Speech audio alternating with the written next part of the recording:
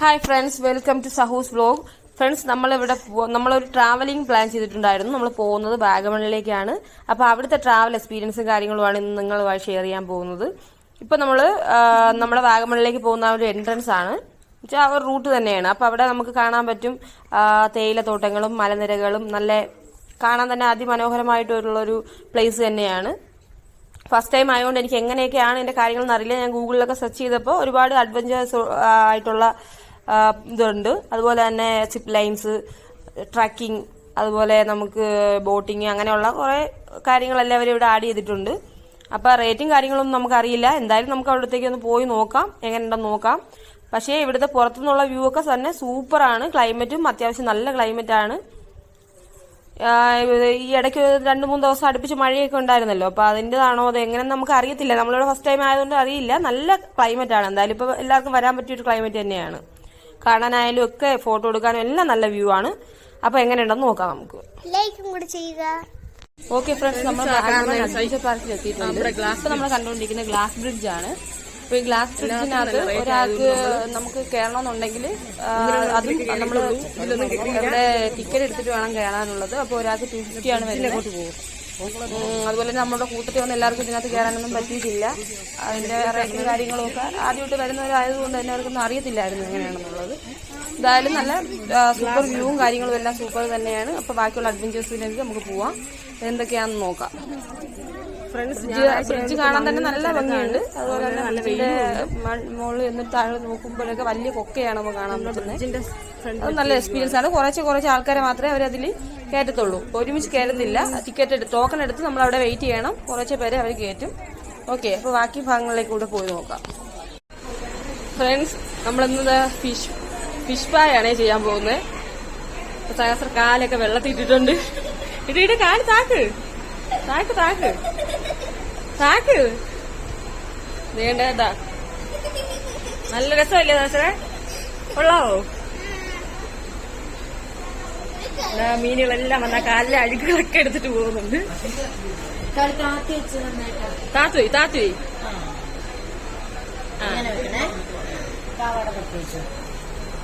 ഇച്ചിരി മോള് കേറിയിരുന്നു. അങ്ങോട്ട് ഇറങ്ങി.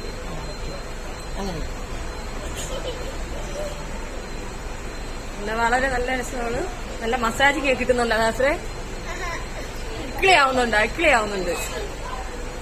അപ്പൊ എല്ലാം ട്രൈ ചെയ്ത് നോക്കണം. ഫ്രണ്ട്സ്, അപ്പൊ നമ്മളൊരു ഐസ്ക്രീം ഒക്കെ കഴിച്ചിട്ട് നമ്മൾ അടുത്ത നെക്സ്റ്റ് മൊട്ടക്കുന്നിലേക്കാണ് പോയത്. മോള് നല്ല എക്സൈറ്റ്മെന്റ് ആണ്, ഭയങ്കര ഹാപ്പിയാണ്. നമ്മളെ സഹസ്രക്കുട്ടിക്ക് ഭയങ്കരമായിട്ട് ഇഷ്ടപ്പെട്ടു മൊട്ടക്കുന്ന്. അതിന്റെ എൻട്രൻസ് ആണ് ഇപ്പൊ നമ്മൾ കണ്ടോണ്ടിരിക്കുന്നതാണ്. ബാക്കി കാണിക്കാം. ഫ്രണ്ട്സ്, അങ്ങനെ നമ്മൾ മൊട്ടക്കുന്നിന്റെ എൻട്രൻസ് ഒക്കെ കയറി ഇങ്ങ് മേളിൽ വന്നിട്ടുണ്ട്. അപ്പൊ അവിടെ കാണുന്നതെന്ന് വെച്ച് കഴിഞ്ഞാൽ ബോട്ടിംഗ് ഉണ്ട്, അതുപോലെ തന്നെ സിപ്പ് ലൈൻസ് ഉണ്ട്.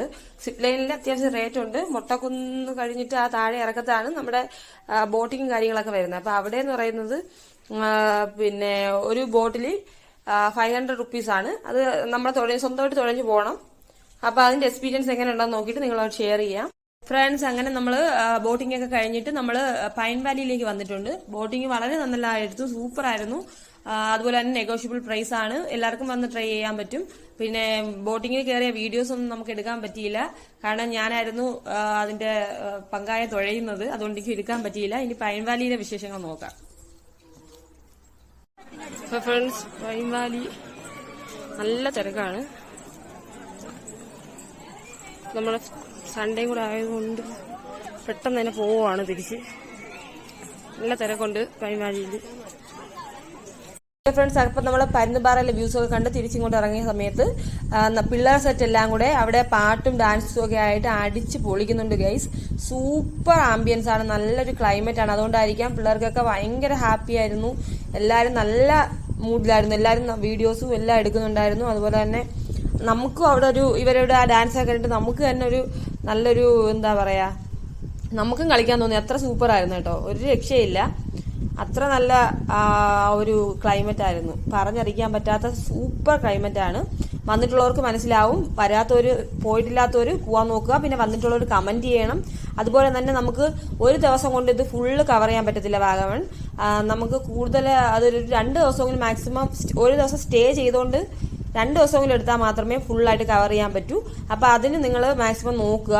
പറ്റുവാണെങ്കിൽ 2 ഡേയ്സ് ആയിട്ട് പോകാൻ നോക്കുക. 1 ഡേ നമുക്ക് പറ്റത്തില്ല. നമ്മളിപ്പോൾ 1 ഡേ എടുത്തത്. അതുകൊണ്ട് നമുക്ക് എല്ലായിടവും പെട്ടെന്ന് പോയി കവർ ചെയ്യാൻ ഒരുവിധം ഒന്ന് ഓടിച്ചു പോയി കണ്ടെന്നുള്ളതേ ഉള്ളൂ. നമുക്ക് അത്ര അങ്ങോട്ട് എക്സ്പീരിയൻസ് ചെയ്യാൻ പറ്റിയിട്ടില്ല. അപ്പോൾ എനിക്ക് മനസ്സിലായത് 1 ഡേ കൊണ്ട് എന്തായാലും ഫുള്ളായി കവർ ചെയ്യാൻ പറ്റത്തില്ല. അതാണ് എനിക്ക് മനസ്സിലായത്.